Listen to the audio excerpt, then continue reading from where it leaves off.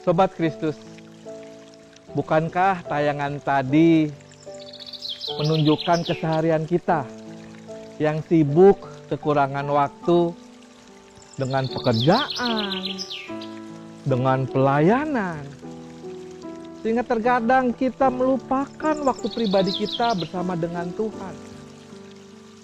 Nah, seperti apa yang tadi kita lihat juga, bahwa dia kekurangan waktu, bahkan sibuk pelayanan pun dianggap sebagai penyebab untuk tidak memiliki relasi yang baik dengan Tuhan. Nah, setelah adanya pandemi COVID-19 melanda kita tentu saja memiliki lebih banyak waktu. Bahkan di media-media sosial dengan tagar di rumah saja. Nah, tapi pertanyaannya, ketika kita di rumah saja, apa reaksi kita? Mungkin reaksi kita akan mengatakan, wah asik nih, saya lebih punya banyak waktu untuk berrelasi pribadi dengan Tuhan. Atau malah kita lebih memikirkan dan kita bingung apa yang harus kita lakukan dalam menghabiskan waktu luang kita. Seperti misalnya menonton film, sibuk di handphone melihat berita-berita tentang COVID-19 dan banyak yang menderita dan ketakutan lain sebagainya begitu merasuki diri kita. Banyak kebingungan bagaimana kita harus menghabiskan waktu yang luang ini. Nah, tapi apakah sebenarnya itu yang diingini oleh Tuhan? Nah, apakah zaman dulu pernah terjadi hal seperti ini? Mari kita lihat bersama-sama dari kitab Yesaya pasal ke-29 ayat 13 sampai dengan 14. Saya akan bacakan untuk kita semua. Dan Tuhan telah berfirman, oleh karena bangsa ini datang mendekat dengan mulutnya dan memuliakan aku dengan bibirnya, padahal hati mereka menjauh daripadaku, dan ibadahnya kepadaku hanyalah perintah manusia yang dihafalkan. Maka sebab itu sesungguhnya aku akan melakukan pula hal-hal yang ajaib kepada bangsa ini. Keajaiban yang menakjubkan. Hikmat orang-orang yang berhikmat akan hilang. Dan kearifan orang-orangnya yang arif akan bersembunyi. Sudah kita lihat apa yang terjadi dengan bangsa Israel saat itu.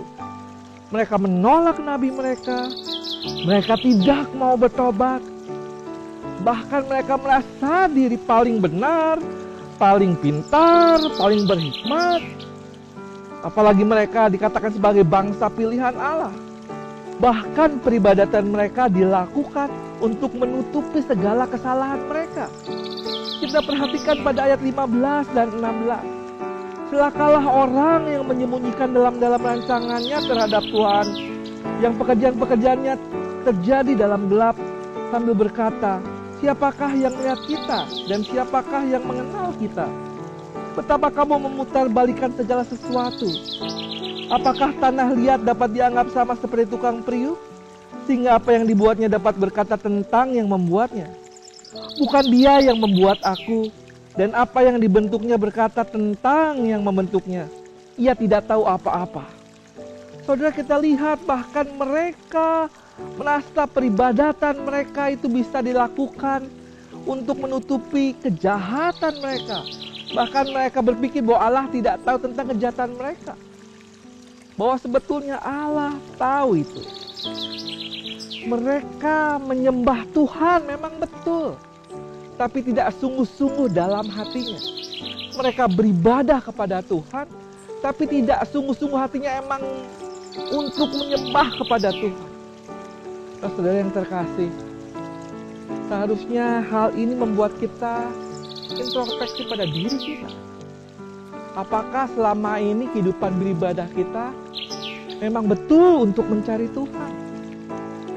Atau jangan-jangan ketika kita beribadah, datang ke gereja untuk bertemu dengan teman, untuk nanti hangout atau pergi makan bersama dengan teman-teman di gereja?